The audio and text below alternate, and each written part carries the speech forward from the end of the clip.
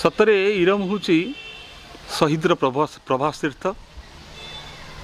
एवं रक्ताक्त रेरकार एक रंगीन माटी जितेबाला गांधीयन मूवमेंट आरंभ है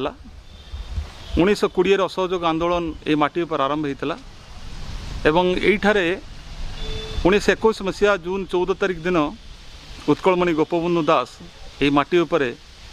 तंकर से जो भाव विहल हो गीतटी गाई जहाँ एक मर्मस्पर्शी थिला। देश जाति प्रीति सरस्वती नदी बहुची इरमे शतमार्ग भेदी अंत सलीला एसारा भारते जातीयता धरे बहिव निरते देशात्म बोधर चारु गंताघर इरम सुरम्य जातीय नगर से जातीय नगर से इरम सुरम्य से माटी उपरे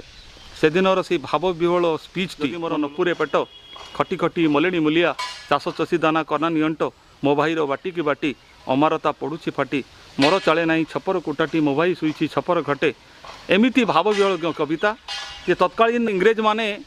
आम सहित चरम विश्वासघातकता करिसेंती।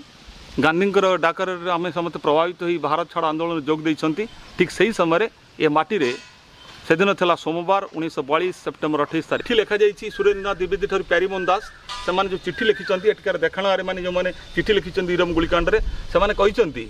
जे 304 राउंड गुली 7000 लोकों गुली है एक एकर 67 डिसमिल जगह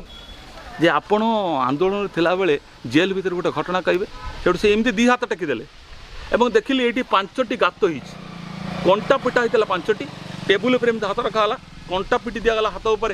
हाथ फुटिकी 5टा बिल था बहुत दिन पर्यंत से रंध्र देखा